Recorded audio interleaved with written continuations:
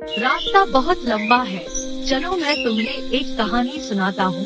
एक बार की बात है, काशी में एक राजा था जिसका नाम प्रताप मुकुट था। उसकी एक संतान थी जिसका नाम वज्रमुकुट था। एक दिन वज्रमुकुट दीवान के बेटे के साथ शिकार करने जंगल गया। काफी घूमने के बाद उन दोनों को एक तालाब दिखा जिसमें कमल खिले थे और हंस उड़ रहे थे। दोनों दोस्तों ने वहां रुककर तालाब के पानी से हाथ मुंह धोया और पास ही बने महादेव के मंदिर में दर्शन करने चले गए। फिर जब दोनों दोस्त दर्शन करके मंदिर से बाहर निकले तो उन्होंने देखा कि तालाब में एक राजकुमारी अपनी सहेलियों के साथ स्नान करने आई है। राजकुमारी को देखकर राजकुमार काफी खुश हुआ। राजकुमार और राजकुमारी दोनों एक दूसरे को देखकर मोहित हो गए, जबकि दीवान का बेटा वहीं नीचे बैठकर आराम करने लगा। राजकुमार को देखकर राजकुमारी ने एक कमल का फूल निकाला, कान से लगाया, दांतों से कुतरा, पैरों के नीचे दबाया और फिर अपने छाती से लगाकर अपनी सहेलियों के साथ चली गई। उसके जाने के बाद राजकुमार काफी दुखी हुआ और अपने मित्र से बोला, मैं राजकुमारी के बिना नहीं रह सकता हूँ, लेकिन मुझे इस राजकुमारी के बारे में कुछ भी नहीं पता है। वह कहाँ रहती है और उसका नाम क्या है, कुछ भी नहीं पता। राजकुमार, आप घबराइए मत, राजकुमारी ने सब कुछ बताया है। वो कैसे? राजकुमारी ने कमल के फूल को बालों से निकालकर कानों से लगाया, यानी राजकुमारी का कहना है कि वह कर्नाटक से है।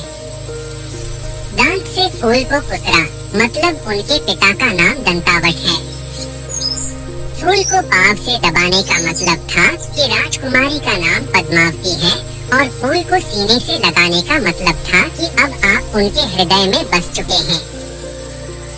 यह सब सुनते ही राजकुमार बहुत ज्यादा खुश हो गया। खुश होते हुए राजकुमार ने दीवान के बेटे से कहा, मुझे कर्नाटक जाना है, मुझे वहाँ ले चलो। दोनों दोस्त कई दिनों तक घूमते फिरते कर्नाटक पहुँचे। जब वो दोनों राजमहल के निकट पहुँचे, तो उन्हें एक चरखा चलाती बुजुर्ग महिला दिखी। महिला को देखते ही दोनों घोड़े से उतरे और उसके पास जाकर कहा, माई, हम दोनों व्यापारी हैं, हम बहुत दूर से आए हैं। हमारा सामान अभी तक आया नहीं है, कुछ दिनों में हमारा सामान भी पहुंच जाएगा। हम दोनों को बस रहने के लिए थोड़ी सी जगह चाहिए। उनकी बातें सुनकर बुजुर्ग महिला की ममता जाग उठी। उसने कहा, बेटा, इसे अपना ही घर समझो, जब तक मन करे यहाँ रह सकती हूँ। इसके बाद दोनों उसके घर में रहने लगे। इसी बीच दीवान के बेटे ने उस महिला से पूछा, आप क्या काम करती हैं माई?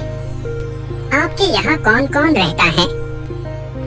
आप कैसे अपना गुजर बसर करती हैं? मेरा एक पुत्र है जो राजा के यहाँ नौकरी करता है। मैं राजा की पुत्री पद्मावती की दासी थी। बूढ़ी हो गई हूँ, इसलिए घर में ही रहती हूँ। महाराज खाने को दे देते हैं और पूरे दिन में एक बार राजकुमारी से मिलने चली जाती हूँ। इतना सुनते ही राजकुमार ने बूढ़ी औरत को कुछ धन दिया और राजकुमारी तक संदेशा पहुंचाने को कहा। राजकुमार ने उस बूढ़ी महिला को कहा, माई, कल तुम जब राजकुमारी के पास जाओ तो उनसे कहना कि जेठ सुदी पंचमी को तुम्हें नदी के पास जो राजकुमार मिला था वो तुम्हारे राज्य में आ गया है। अगले दिन वो बूढ़ी औरत राजकुमार का संदेश लेकर राजकुमारी के पास गई।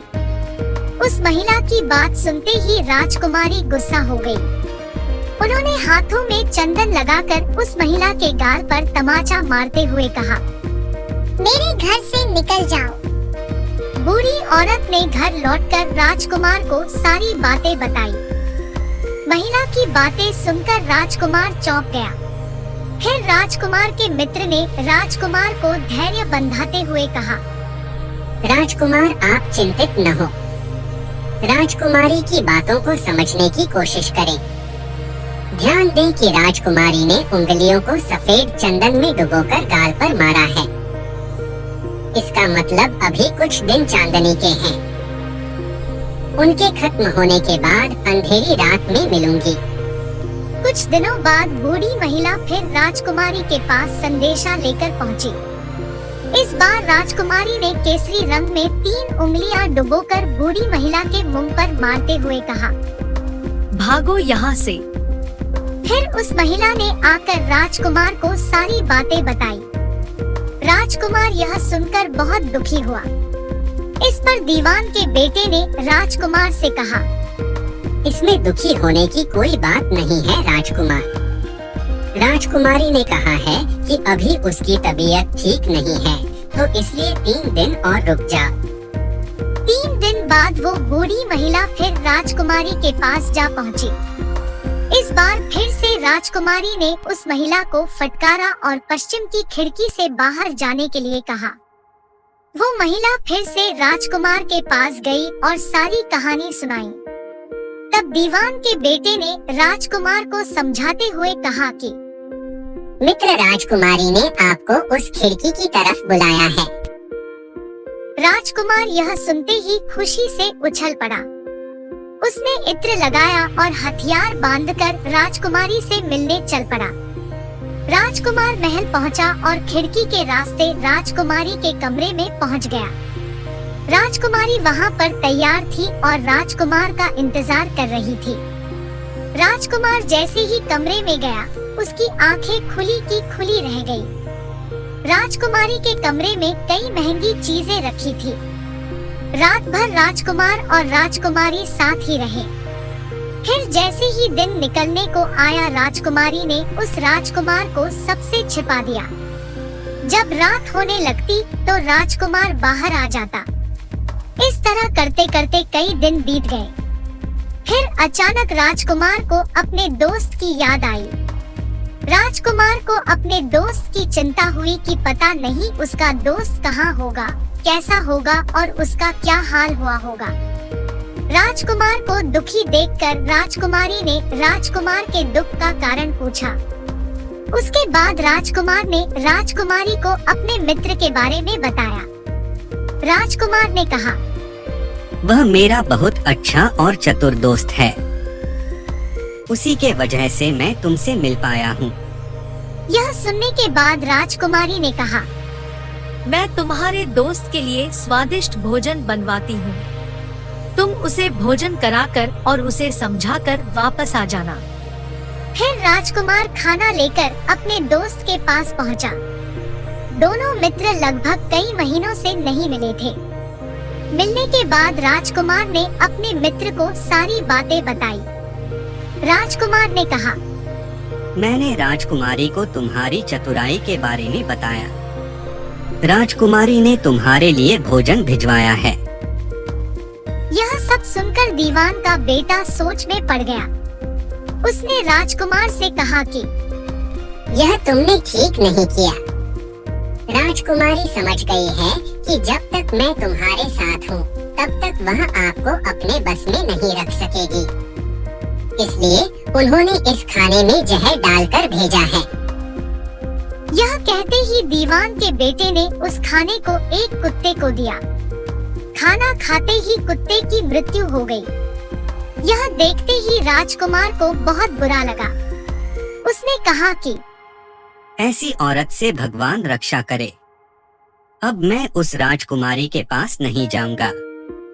नहीं, अब कुछ ऐसी तरकीब निकालनी चाहिए जिससे कि हम उसे साथ में अपने घर ले जा सकें। आज रात तुम वहाँ जाओ और जब राजकुमारी सो रही हो, तब उसकी बाईं जांघ पर त्रिशूल का निशान बना देना। फिर उसके गहने लेकर आ जाना। राजकुमार ने अपने मित्र की बात सुनी और उसके कहे अनुसार ही किया। फिर दीवान के बेटे ने योगी का भेष धारण कर लिया। उसने राजकुमार से कहा कि तुम इन गहनों को बाजार में बेच दो। अगर कोई पकड़े तो कहना मेरे गुरु के पास चलो और उसे मेरे पास ले आना। राजकुमार वो गहने महल के पास एक सुनार के पास ले गया। सुनार ने गहनों को देखते ही पहचान लिया और राजकुमार को कोतवाल के पास ले गया। कोतवाल ने राजकुमार से सवाल पूछे तो राजकुमार ने कहा, ये गहने मुझे मेरे गुरुजी ने दिए हैं। सुनने के बाद कोतवाल ने गुरु यानी दीवान के बेटे को भी पकड़ लिया और राजा के दरबार में ले गया। राजा ने पूछा, योगी महाराज, आपको ये कीमती गहने कहाँ से मिले? योगी का भेष धारण किए हुए दीवान के बेटे ने कहा,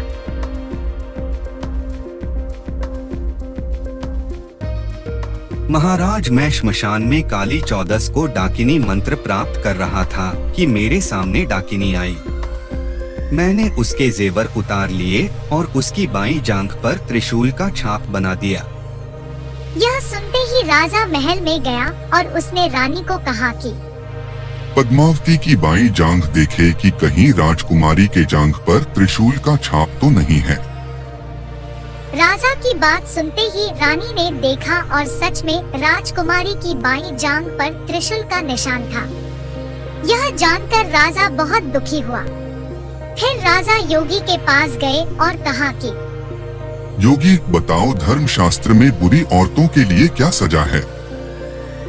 ब्राह्मण, राजा, गौ, औरत, पुरुष और अपने राज्य में रहने वाले किसी से भी कोई बुरा काम हो जाए तो उसे राज्य से बाहर निकाल देना चाहिए। यह सुनते ही राजा ने पद्मावती को जंगल भेजने का आदेश दे दिया। वहाँ राजकुमार और दीवान का बेटा मौके के इंतजार में बैठे थे। राजकुमारी को अकेला पाकर दोनों उसे अपने नगर ले आए और खुशी खुशी रहने लगे। कहानी खत्म हुई और हर बार की तरह एक बार फिर बेताल ने विक्रम से पूछा, तो राजन बताओ, इस कहानी में पापी कौन है? जल्दी बताओ राजन, वरना तुम्हारे सिर के टुकड़े टुकड़े कर दूंगा। पापी राजा था, क्योंकि दीवान के पुत्र ने अपने मालिक का काम किया। कोतवाल ने राजा का कहना सुना और राजकुमार ने अपनी इच्छा पूरी की, लेकिन इस कहानी में राजा पापी था। उसने बिना सोचे विचारे राजकुमारी को राज्य से बाहर निकाल दिया। विक्रम के इतना बोलते ही बेताल उड़ गया और फिर से पेड़ पर जा लटका। कहानी से सीख, हमेशा बुद्धि का इस्तेमाल करके ही फैसला लेना चाहिए, वरना कोई भी भ्रमित करके कुछ भी करवा सकता है।